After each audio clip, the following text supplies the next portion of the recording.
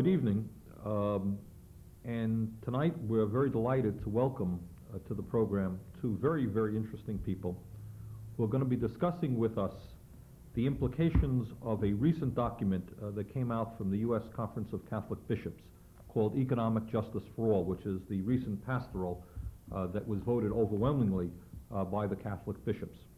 Our guests are Sister Lucille Bonvouloire, who lives in Burlington and is now a staff person with the Committee on Temporary Shelter, COTS, a group which is doing an outstanding job in making certain that the poorest people in our community have adequate food and adequate shelter. And to Lucille's right is Ed Bloch, who has a long history in the trade union movement. Ed was an international representative for the United Electrical Workers for 34 years, and Ed is presently a member of the Labor Religious Coalition of New York State. Welcome to the program. Thank you. Glad to be here. Okay, Lucille, maybe you can begin by telling us a little bit about yourself and a little bit about the Sisters of Mercy with whom you're associated and some of the work that you're doing and what this pastoral letter means in terms of your efforts. As Bernie suggests, I am a Sister of Mercy and have been for over 25 years. I guess probably I need to reflect on why I'm really maybe became a Sister of Mercy, why I'm serving the homeless population. And I guess that's basically because I have a real sense of a need to serve. That's a very personal kind of need. And I guess probably when I think about the Sisters of Mercy, it is the spirit of the foundress, Mcauley, that really is a driving force for me. Mcauley founded the Sisters of Mercy back in the early 1800s in Ireland.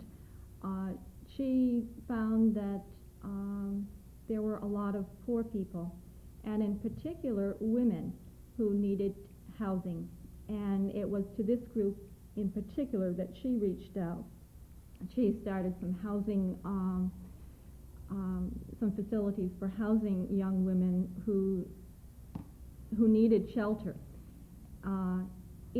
It's her sense of dedication that I find a real moving force for me.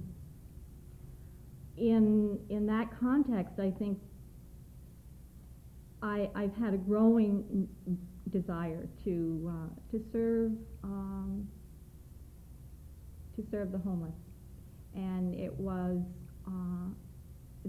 I was delighted when the opportunity arose for me to associate myself with COTS.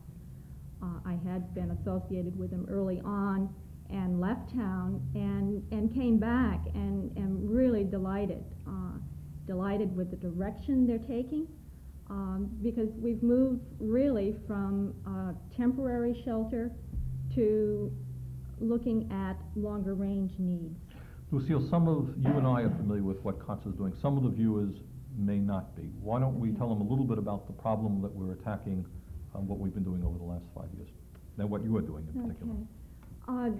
Back just about 5 years ago now, there were growing numbers of homeless on our streets, and there was an uprising of concern from various segments of the community. Folks gathered together and literally put together an organization which housed people. We started Christmas Eve of 1982 and operated through April 15th of 1983. After that point, we had to go back to the drawing board and see where we could get monies, where we could get a facility. But we started at the Sarah Holbrook Center, actually. And since that time, COTS found a facility in the Wilson Hotel, which is located on Lower Church Street. The shelter opened there. We discovered that the building was available for sale, and purchased that, and were operating that as affordable housing for low-income people. After that, there was the opportunity to start the Street Work Project, which is the social service arm of the agency.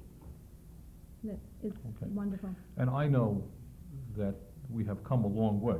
Mhm. There's been a whole lot of, as you point out, organizations in the city that have been involved in this thing, and I think what we can say right now is, especially at a time when the federal government, to a large degree, in terms of funding, has turned its back on this population, and the state government, in my view, while making some good efforts, has not done enough. I think we can say that at least this community has responded, so that we can say that people are getting at least some shelter and food that they need. Ed, let me jump to you now. Your background is very different, but actually I think we're probably going to end up at the same place anyhow. I hope so. You come in a different direction. Tell us a little bit about yourself and your role in the labor movement and how that leads you to looking at documents like this and the relationship of religion to social problems. Well, as you said, for 34 years I was active in the United Electrical Workers as an organizer and as an international representative, and always very clear that the political element of everything that we did was becoming more and more paramount. And also I'm deeply involved.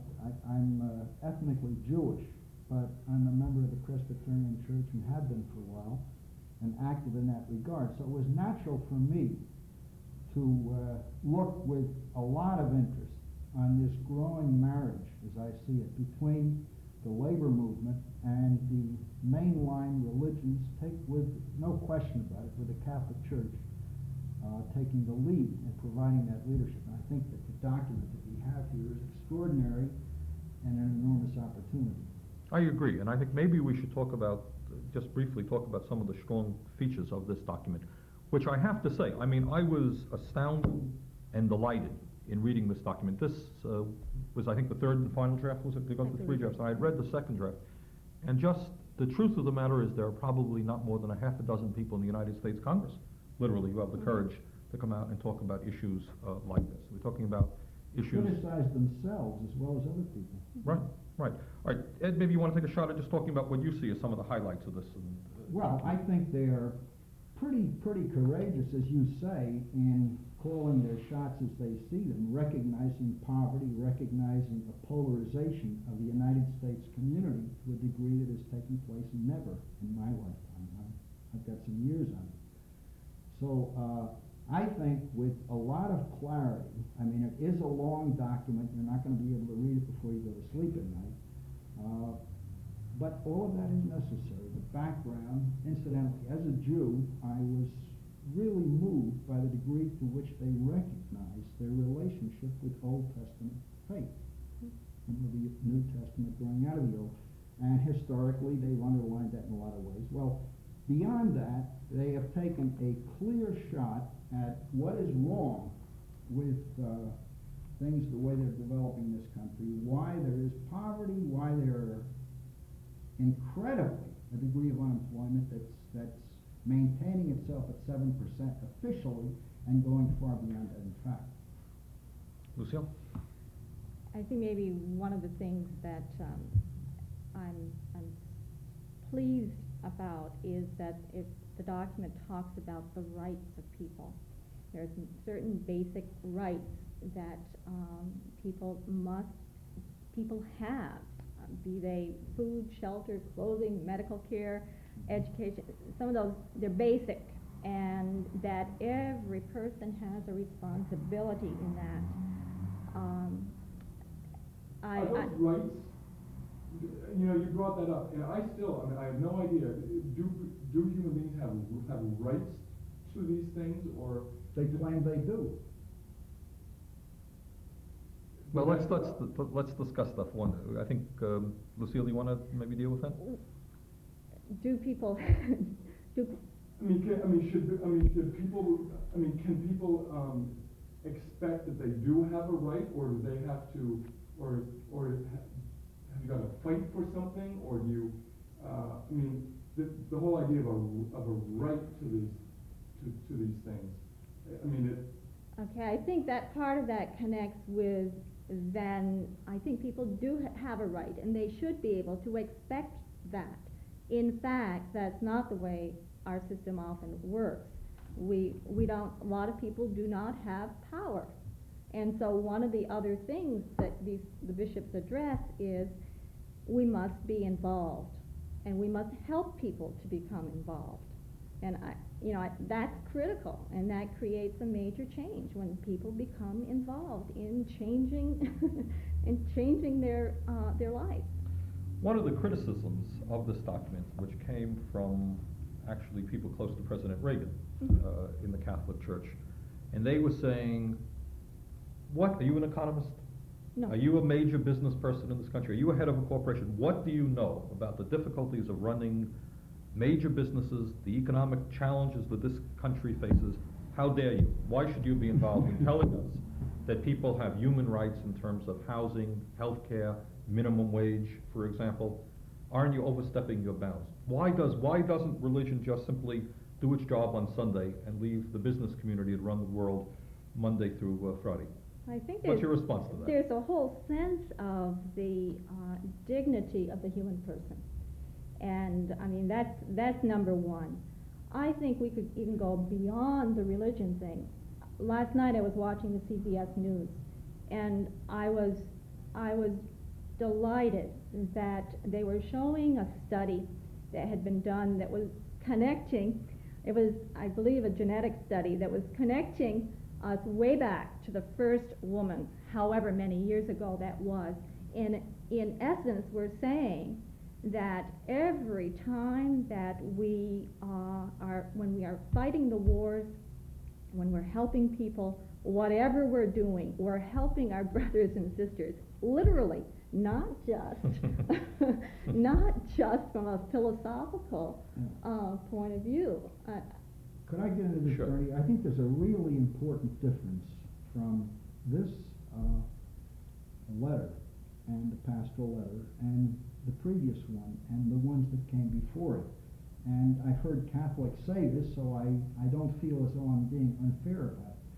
In the past, the bishops or whoever was uppermost in the hierarchy would come out with a statement, and that was it. There was no discussion.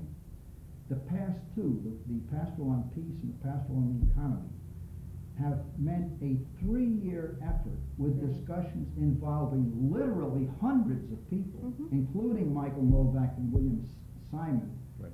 you know, the foremost critics of this document. And over again, they were given an opportunity to state their point of view. So it isn't simply the bishops stating this as experts, but the bishops drawing a bottom line conclusion from expert testimony at all sides, on all sources. They do concede what they call a preferential option for the poor. That's their bias, that they feel their faith, and the Old Testament faith requires. But the process is a very new one, Right. involving a cast of thousands, if you like. And my understanding is also that the church has put substantial sums of money into making sure that this document is disseminated and discussed. I think that's probably true. I don't have specifics on that, although I did, I was reading an article, I guess in the New York Times, that was saying that in Maryland anyway, Right. they were being very state-specific on how to implement the document. Well, this sounds, I mean, the criticism of this is, why is the church getting involved in politics? All right? All right? Shouldn't there be this great separation between religious belief and real life?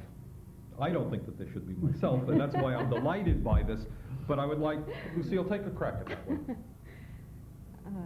Separation of church and state, basically, in the everyday life.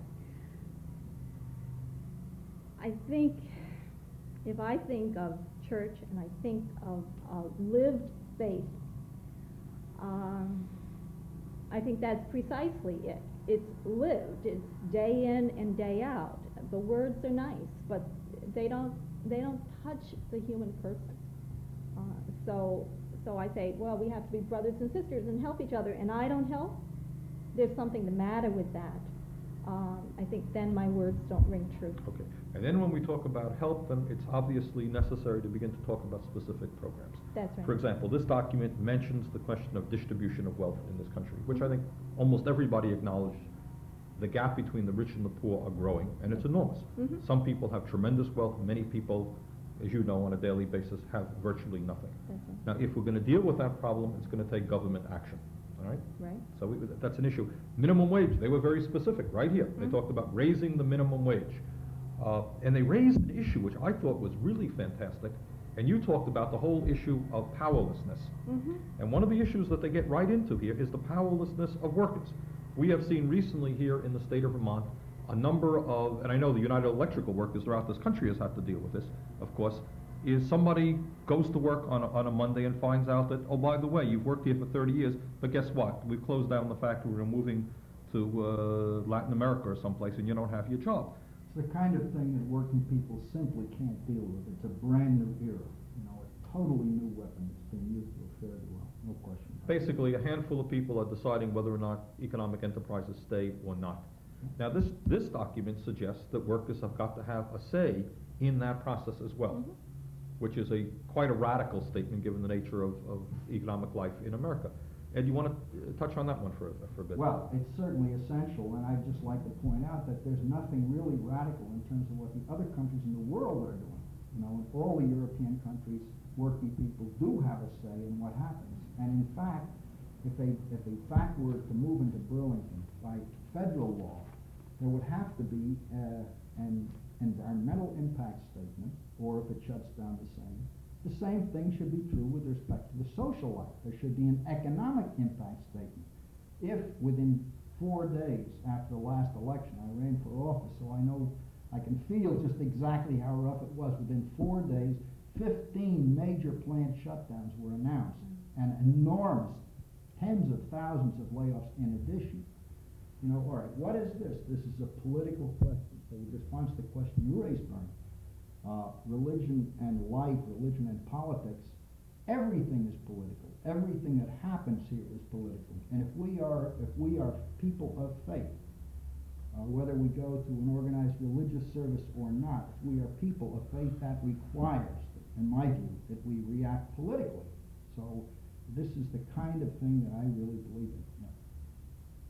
Lucille, did you want to add to that, or take it? No? No. Okay. It seems to me, you know, we always make great pretense about concern about the poor. You know, everybody says it all the time, and yet the gap between the rich and the poor is growing. We spend more and more money on nuclear weapons and on military budgets, and you have more and more people sleeping in the streets throughout America. The housing crisis from one end of this country to the other is abysmal. The actual standard of living for most workers is in Decline. No question. decline. Right. Since '67, since they started using the stats on the cost of living, '67, the overall picture is down.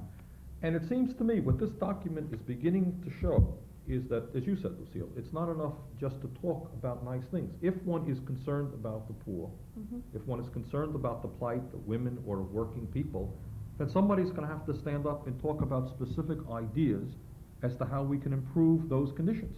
And when you talk about that, you're really talking about one word. It's called politics. Okay. And I think this, to my mind, does not raise any great constitutional crises between church and state. No one is suggesting that anyone has got to become a member of this or that religion, or the government has got to fund religion, or vice versa. What you're talking about and what you are saying is that if people hold moral values, religious values, it's not enough just to make them empty phrases. They've got to be implemented into reality. You can't talk about You can't talk about, it seems to me, peace, obviously of concern to moral people from time immemorial, and not understand what's going on in Nicaragua, what's going on around the whole world. Okay, and again, I cannot be happier. This, I consider, I agree with what Ed said before. I mean, we've heard been a number of religious statements, but that the Catholic Church itself speaks out so boldly on this issue, at a time, by the way, when many religious denominations are becoming more conservative, if you like. Okay, that at this time the church is willing to take the lead on this, I think is fantastic. With this caveat, maybe, the thing that one of the many things I've been impressed with in the Catholic leadership, I'm talking especially around Albany, New York, where Bishop Hubbard holds sways, they don't want the exclusive rights to this. You know, they're glad. That is the position now, the formal position of the Catholic Church, but it is not the possession of the county. Precisely, right. And they don't want to be possessed by their possessions either. They're delighted to have the other documents of faith introduced into the discussions that we're bringing up. Right. It seems that, I guess for me, that's one of the things that's pretty exciting is that as a church, as an official church, we're making some statements, and I think that's important, number one. And number two, if we can get that to the people and get folks really talking and acting out of this, making it come alive, it would be wonderful. And take it to the pews. There's a real chance. There is a chance. I'm Yeah. convinced there is a chance. You know, one of the things that concerns me, and you see it especially when you go speak to young people, and I go into the schools pretty often, is the lack of sense of purpose, in a sense, that exists within the society. Ultimately, what the system tells you is that it's every person for themselves, and that what you have to do is scrape and push and shove your way up the ladder so that someday you too can have a lot of money and buy a nice fancy car and become the top of the system there. And that's really the value system that the establishment perpetuates. And I think what this is saying, and I, you know, your point is well taken, Ed, that this is something that I think the church is aware, wanting to bring other denominations, all of us into, is to say maybe that should not be the value structure of this country. Maybe there's something more to strive for in human life other than becoming rich and powerful and exploiting other people. Maybe there are other values that make life somewhat more meaningful. And all of a sudden, that has a real cutting edge. That is a political cutting edge, because as you say, working people have begun to give up. The people that you work with, sister, they're just discouraged beyond belief, I'm sure. I don't know them. I come up here to visit my daughter Linda and Nat on New Year's Eve. And you're on television the next day, right? But so that I don't know people that well, but I know they're all over. The same thing obtains. Now there seems to be nothing on the horizon that's really going to provide a positive response. Yes, we're seeing the de-Teflonization that's going on in Washington, and I'm glad for that. But economically, nobody has taken the lead, and I'm speaking from a lot of years in the labor movement, with anywhere near the authenticity and power that the organized faith groups are. I think that this is a new thing, and has impact.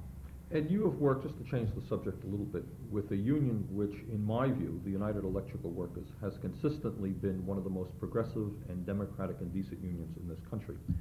It's a union that has been hit hard, as I understand it, within the last few years by the decline of manufacturing in the United States, and by a lot of opposition, as you always have had, from manufacturing itself. You've been a strong, militant union, and some of the employers have not been overly sympathetic to the United Electrical Workers. What are you seeing in terms of how workers... Is there a demoralization now among workers? Certainly there is. There has to be, because this kind of business, I mean, we've heard for many, many years, decades in fact, if you don't do less and so, we're going to move out. Now Right. they mean it. They mean it. And if only one factory out of 10 that makes that threat does it, the other 9 have leverage that's just unbelievable. And that raises that whole issue of powerlessness. You know, the pretense is that we live in a democratic society, right? You have the right to control your own life. But what you're saying, in essence, is that if a worker speaks up on the job, does not take a concession in his or her wages, then the company's going to say, you don't want a concession? No problem. We're going to pick up and move. So your choice is either a concession or no job at all, which is a hell of an option for a human being to have to deal with. Right. We can show you the bruises all over the place. For, you know, within 3 days after the election, I'm not picking on General Motors just gratuitously. They announced the closing of 11 major plants within 3 days after the election. Coincidental, no doubt. Coincidental. Right. So I think that it's wrong to say that history repeats itself endlessly and, you know, you don't recognize anything new. The fact is, in terms of powerlessness, we are in an unprecedented position. I'm talking about working people and farmers. Sure. Certainly. Sure. You know, it's a funny, again, you talk about living in a democratic society, but what does that mean when your job is, where is the rights? What can one say? Who can one vote for?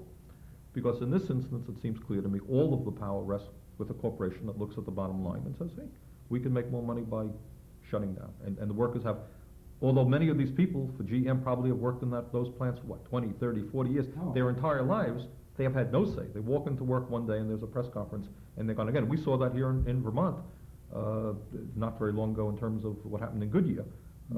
In Windsor, we saw it here in South Burlington. Lucille, in terms of powerlessness, now these are workers already who have had gainful employment, some of them earning decent union wages. They are powerless. Mm-hmm. What are we talking about when you're talking about people who literally every single day have got to scramble just to get food in their mouths? What is? Well, I mean, I think number one, we can begin to imagine, if we can, what it's like to feel hungry, and how you literally feel, not just physically but emotionally. I think that's the beginning point. I think you can then move to what happens if you don't have a house or a roof over your head. I mean, I can't even begin to fathom what that would be like for myself. I know that people are, for the most part, oftentimes desperately depressed. Sometimes they're victims of alcoholism or drug addiction. Not all, but many. And then you have to ask the question, why? Why that? People don't have a sense of themselves, or any sense of self-esteem. And I don't know how we can expect that they would. Right. If they don't have the basic necessities. I mean, our staff will say, on the 3 days a year that we're open 24 hours a day, will say what a difference there is when an individual can just stay, can stay in, don't have to worry about going out on the street. It's a whole difference in the world. And isn't it true also that part of that powerlessness is to opt out of the democratic process entirely? That's right. I think what people, your point, Lucille, is it's very hard to imagine, even if one has sympathy or political concern, what it's like every single day, and the challenge of the day is basically to live that day, to figure out where you're going to stay when the shelter closes, at least you have a place to sleep, and what do you do for the remaining parts of the day? Where do you eat? What do you do to keep yourselves alive? You're outside of the system. And it is, I think one of the problems that we all have is we don't have that empathy to understand how people feel and how we can change that. I should mention that obviously we intend to make some progress on that particular problem with COTS and trying to keep the shelter open more hours during the day so that people will have a place to stay. All right, maybe we're running out of time. I want to thank Sister Lucille Bonvouloire, who is with the Sisters of Mercy, and Ed Bloch, who is with the Religious Labor Coalition from New York State, was sharing their ideas with us. And to say that I hope that in coming months, here in the city of Burlington and throughout the state of Vermont, we will be discussing more widely what the implications are of this pastoral letter entitled Economic Justice for All is about. Because I think as we three agree, it's an extremely important document trying to bring to real life religious and moral feelings about justice. Thank you all for watching. Thanks to our guests. We'll see you again next week. Thank you.